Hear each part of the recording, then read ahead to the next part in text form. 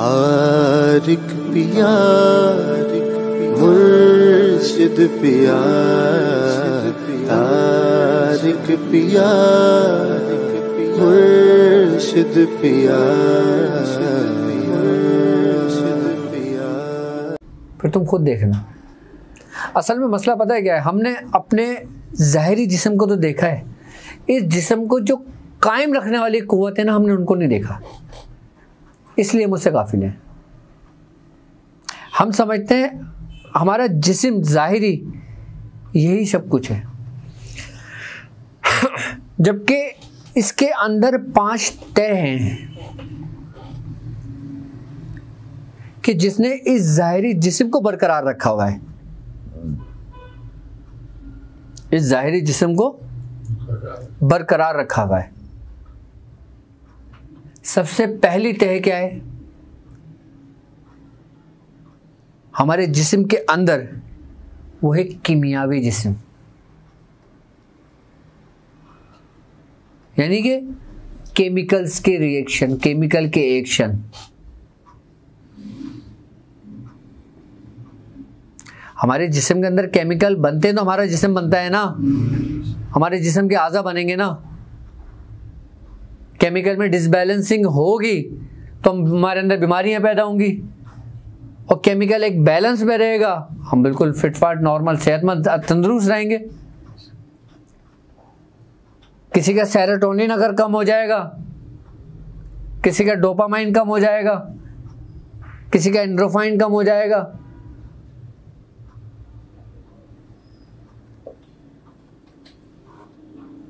ये केमिकल ही है ना जो हमारे जिस्म को तरतीब देता है, बनाता है।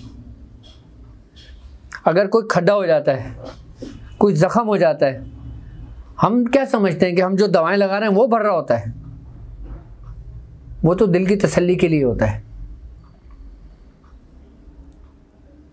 वो जो जख्म जो भर रहा होता है ना, वो केमिकल की जो बैलेंसिंग सिस्टम है ना, वो वहां से चल रहा होता है असल काम। लेकिन उसके ऊपर जो दवा लगाई जाती है ना, वो सिर्फ और सिर्फ उसकी तबीयत के मुआफिक लगाई जाती है, उसके मिजाज के मुताबिक लगाई जाती है। अच्छा, उसके मिजाज के मुताबिक दवा ना हो तो वही दवा रिएक्शन क्यों रिएक्शन कर जाती है?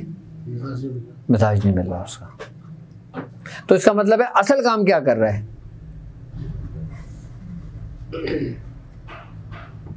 वही केमिकल की बैलेंसिंग जो है, जिसको हम कीमियाई अजसाम कहते हैं, कीमियाई जिस्म कहते हैं। अब उसके पीछे एक तय और है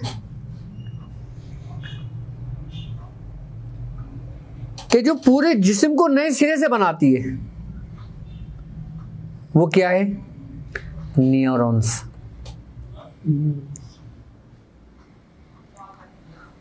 क्या है? न्यूरॉन्स के जो कनेक्शन होते हैं। न्यूरॉन से ही आपके जिस्म में केमिकल बनता है ना। केमिकल कैसे बनेगा? न्यूरॉन्स के कनेक्शन से बनेगा ना, उसकी बाइंडिंग से बनेगा ना। अब न्यूरॉन के पीछे भी एक तय है, वो मालूम क्या है? वो आपकी सोच है, वो आपका गुमान है, वो आपका दिमाग है, जिसको हम कहते हैं ना कि अपने जिस्म को खुद हील कर रहे हैं। आप अपने छुरी से अपने जिस्म पे कट लगाएं, खून निकल जाए, अब बगैर कोई ट्रीटमेंट करे, बगैर कोई पट्टी बांधे आप अपने खून को रोक सकते हो? आपका जिस्म कहता है कि ये अमल नहीं हो सकता। लेकिन जिसने इसको पूरी तरतीब देना है, यानी कि आपका दिमाग, वो उसको कंट्रोल कर सकता है।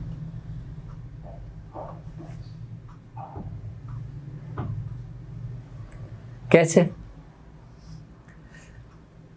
जो सोच है ना आपकी, मौलाना रूम फरमाते हैं कि इंसान की सोच सब कुछ है, बाकी हड्डी और गोश्त है इस जिस्म में। इंसान के अंदर जो कुछ है वो क्या है? बाकी क्या है? हड्डी और गोश्त। ये जो सोच है ना, ये जो सोच है, ये दो तरह की है। एक वो जो तुम शऊरी तौर पर अपने सामने देखते हो, एक वो जो लाशऊरी तौर पर तुम्हारे रब की तरफ से आती है।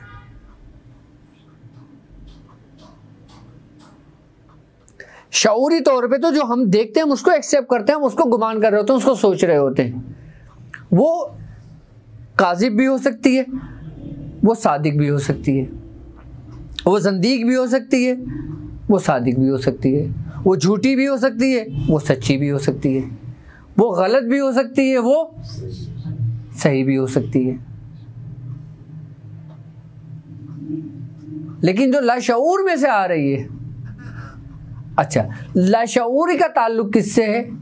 हमारे दिमाग के ऊपरी हिस्से से, कि जिसको हम कहते हैं उम्मुल दिमाग है, जिसको कनेक्शन बुजुर्गान दीन फरमाते हैं कि इसको खफीउल अख्फा का मकाम दिया गया है, कि अगर हम लताइफ की अगर हम बात करते हैं तो।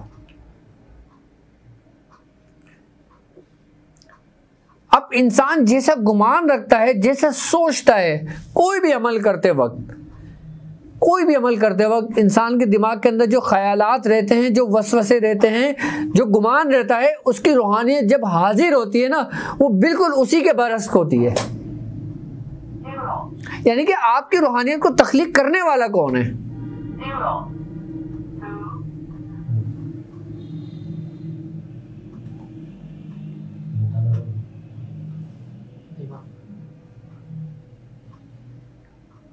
तो फिर आप क्या कर रहे हो?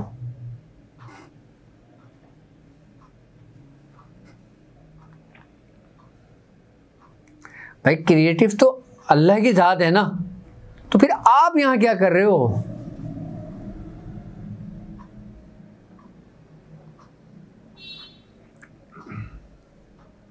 हज़रत अबू हुरैरा रज़ी अल्लाह ताला अन्हु जब मदीने की गलियों में घूमते थे ना, आप कहते थे कि मैंने मदीने की गलियों में अल्लाह को चलते फिरते देखा है।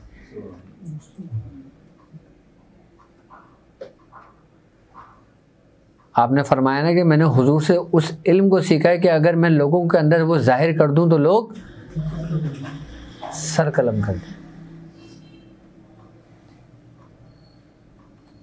नहीं समझ आता ना मामला ये।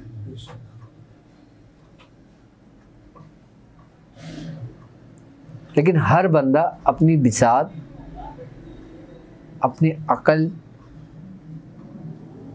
और अपने शेख की तवज्जो से उतना ही सीखता है जिसको अता किया जाता है, क्योंकि इससे ज़्यादा भी अगर समझ लिया जाए ना तो गुमराही है।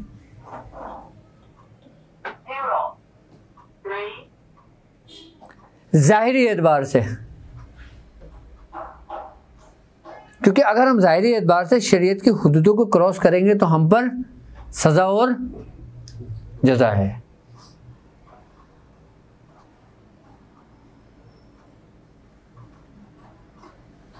लेकिन जो लोग इससे आगे निकल जाते हैं उनकी ज़ुबानें हमेशा के लिए बंद हो जाती हैं, और जिनकी ज़ुबानें बंद नहीं होती फिर वो मंसूर जैसे कहलाते हैं।